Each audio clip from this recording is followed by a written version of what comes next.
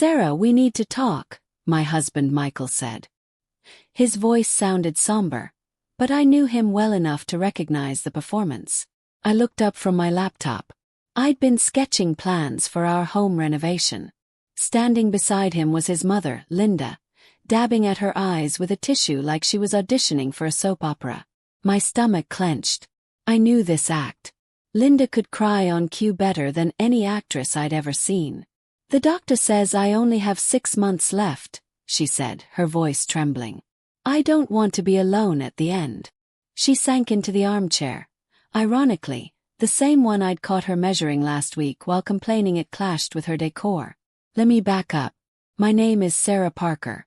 I'm 34, and after losing both my parents in a car accident 2 years ago, I used my inheritance to buy my dream home, a charming old Victorian that needed work, but it was mine. Mine alone. Linda never liked that. "Mom needs to move in with us," Michael said firmly. "We can convert your art studio into a bedroom for her." The words hit me like a punch. That studio wasn't just a room, it was my sanctuary. The light that poured through its windows was perfect for painting, something I'd dreamed about for years. "I know this is sudden," Linda added with a sniffle, "but family sticks together in hard times." Family. She'd never treated me like family.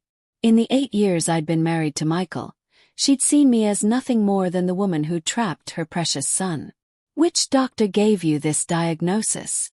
asked, keeping my tone gentle. Linda hesitated, then said, "Dr. Thompson. But I trust him." Dr. Thompson. The same doctor who supposedly diagnosed her with a rare illness last year, right before our Italy trip. We'd cancelled everything to care for her. 2 weeks later, she was miraculously fine. "I need to think about this," I said. "Think about it." Michael snapped. "My mother is dying. Where is your compassion?" I stared at him. He had always chosen her over me. Something inside me shifted. "Yes," I said calmly. "I do need to think about it." Linda's voice turned syrupy sweet. "This is your husband's house too, you know. A son has a duty to his mother." "Actually," I said sharply, "the house is in my name. I bought it with my inheritance. It's legally mine." Her smile faltered. I turned and walked out to the garden, needing air. My favorite place, full of lavender and climbing roses, where I could think. I pulled out my phone and called Dr. Thompson's clinic. "I'm sorry," the receptionist said. "We have no patient records for a Linda Morrison." Exactly what I feared. Next I called my sister Emma, she's a nurse. "Can you check something for me?" Yes. 2 days later I had the truth. Linda hadn't seen an oncologist. She had no diagnosis. No cancer. She was lying. Kept quiet. For a week, I watched Linda and Michael prep for her move. Boxes stacked by the door. Paint swatches in the living room. Michael barely spoke to me. He acted like I was heartless. Then came the family dinner. Linda invited everyone. Michael's sisters, their husbands, aunts, uncles, cousins. She wanted to rally them against me. She stood, voice quivering. "As you all know, I've been diagnosed with terminal cancer. Sarah, bless her heart, has graciously agreed to let me move in." Applause. Cheers. Praises for Michael, the good son. Then I rose, lifting my glass. "I have something to say." Linda beamed, expecting my public surrender. Instead, I opened a folder and looked her dead in the eye. "I spoke with Dr. Thompson's clinic," I said, voice steady. "And every oncologist in the state. No one has seen or treated a Linda Morrison." The room went silent. Her fork slipped from her fingers, clinking against her plate. I don't understand," she stammered, hands trembling as she reached for her water. "That's strange," I said. "Because Dr. Thompson retired 3 years ago. His clinic no longer exists." Michael shot up, his chair scraping the floor. "Sarah, what the hell are you doing?" I calmly laid out more documents. "I called every cancer hospital within 100 miles. Not one has a record of Linda Morrison. Not one has even tested her." Whispers. Linda's sister leaned forward, frowning. "Linda, Is this true? She's lying, Linda shrieked. She's just trying to keep me out of her fancy house. But no one was buying it anymore. These are the hospital records, I said, sliding the folder across the table. You can call and verify them yourselves. Michael reached for the documents, his hands trembling. He scanned the pages in disbelief. This has to be wrong, he muttered. Mom, she wouldn't. But she would, his sister Jessica said softly. Remember when she faked pneumonia before your wedding? Or the heart scare when you got that job offer in Seattle? Linda's face twisted with fury. Jessica, how dare you speak to me like that? I'm your mother. Yes, you are, Jessica said, her voice steady. And I love you. But the lies, the tricks, the drama, it has to stop. This isn't love, Mom. It's manipulation. Michael slumped into his chair, still holding the papers. Slowly, the truth began to sink in. The house, he whispered. You wanted the house. Linda snapped. Her mask cracked, revealing raw resentment. Of course I wanted the house, she spat. She doesn't deserve it. She used her inheritance to buy that beautiful Victorian, while I'm stuck in a tiny ranch house. It's not fair. Not fair, I repeated, keeping my voice calm. Like when you tried to convince Michael to challenge my inheritance. Or when you told people at church that I was flaunting my parents' death by buying this house. The gasp that swept the room told me she hadn't shared those details with the family. Michael looked up sharply, eyes wide. You told people that? She needed to be humbled, Linda hissed. She walks around like she's so perfect, so independent. A real wife would have handed that money to her husband. Patricia, Linda's sister, leaned forward, her voice cold. Like you gave your inheritance to Dad. Oh wait, you didn't get one, did you? Is that what this is really about? Silence fell like a curtain. Linda's face crumpled, not with the usual fake tears, but with something real. Defeat. Years of calculated manipulation, jealousy, and resentment now lay bare for everyone to see. I just wanted, she began, then stopped, lost for words. You wanted control, Jessica said quietly. Just like always. But this time you went too far. Faking cancer. That's not just cruel to Sarah. It's cruel to everyone actually fighting that battle. Michael rose again. This time his body language had changed. He looked smaller, heavier, like the truth had finally broken something open in him. I think everyone should go, he said quietly. Mom, I'll drive you. Michael, please. Linda started, but he held up a hand. No, not this time. One by one the guests stood. No one looked at her. No one said a word. Linda's eyes darted around the room, desperate, but no one came to her defense. As they left, Patricia paused beside me and gently placed a hand on my shoulder. I'm sorry, she whispered. We should have seen it sooner.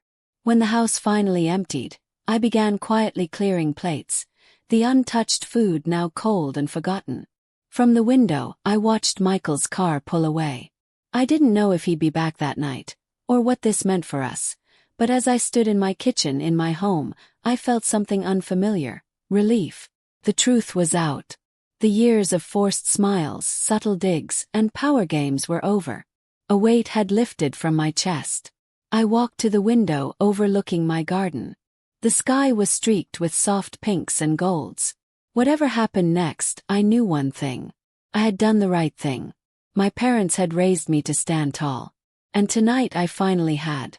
The sound of the front door opening made me turn. Michael stood in the doorway, his face drawn. His eyes rimmed with exhaustion and something else. Shame. I dropped her off, he said, voice raw. She cried the whole way. Said I was choosing you over her. I stayed silent, waiting. He stepped into the kitchen, slowly running a hand across the counter we had picked out together during our renovation. He looked at the space like he was seeing it for the first time. But that's not what this is about, is it? He said. It's not about choosing between you and her. It's about choosing between truth and lies. And I've been blind, Sarah. So blind. I leaned against the sink, arms crossed. Yes, you have, I said. All those times she had emergencies. Always when we were about to do something important. Michael shook his head slowly, his expression stunned. The tropical disease before our anniversary trip. The heart palpitations when I got the Seattle offer. And now this. He paused. She knew exactly what she was doing. She always has, I said softly. He looked at me, really looked at me, like he hadn't in years. How did you stay? He asked, voice quiet, knowing she was manipulating everything. Watching me believe her every time. Because I loved you, I said simply. But Michael, I can't do it anymore. I won't. He sat down heavily in one of our kitchen chairs. I don't expect you to, he said, his voice cracking. What she did, faking cancer. He rubbed his eyes. My aunt died of cancer last year. How could she weaponize that? I sat across from him, the weight of the moment settling between us. Your mother needs help, Michael. Professional help. This isn't normal behavior. Jessica's already looking into family therapists, he said. She thinks Mom got worse after Dad died. The controlling, the need to be the center of everything. We fell into silence, the ticking of the kitchen clock the only sound. After a long pause, Michael reached across the table, palm open. I know I don't deserve it, he said quietly. But I want a chance to make this right. To be the husband you deserve, not the son my mother molded me into. I looked at his hand, thinking of everything we'd endured. It won't be easy, I warned. We need boundaries. Real ones. I know, he said, nodding. No more surprise visits. No more guilt trips. No more letting her make choices about our life. He hesitated. And I think we should go to counseling too. Together. I need to understand how I let this happen. How I hurt you by always putting her first. Tears pricked my eyes. Not from pain but from something softer. Relief. This was the man I married. The one who'd been buried under years of his mother's control. I placed my hand in his. Okay, I said. We can try. The months that followed weren't easy. Linda cycled between tearful apologies and bitter accusations, but Michael and I held firm. We went to therapy, together and separately. He began to unravel the patterns she had stitched into his life for decades. I finished my art studio, finally filling it with canvases and light. It became a place of peace. Sometimes while painting, I'd think back to that family dinner and how close I came to losing it all to her lies. But then I'd look at the life we were building, the honesty, the connection, and I'd know it was worth it. Linda eventually agreed to therapy too. It took a firm intervention from Jessica and Patricia to get her there, but she went. She's learning, slowly, to build relationships rooted in truth instead of manipulation. Last week she even sent me a card. A real one. A handwritten apology. It was a small gesture, but it was real. Michael and I finally took our trip to Italy. We sent postcards to his mother from every city. When we returned, the house was just as we'd left it. No drama, no emergencies. Just peace. Yesterday, while tending to my garden, I noticed the first rosebud of spring pushing up through the soil. Like that fragile bloom, our family is growing. Cautiously, imperfectly, but this time in healthy soil. This house still stands as it always has, but now it feels different. It's not just my sanctuary anymore. It's our home, mine and Michael's. Built not on secrets or manipulation, but on truth, trust and love. And that's something no one can take away.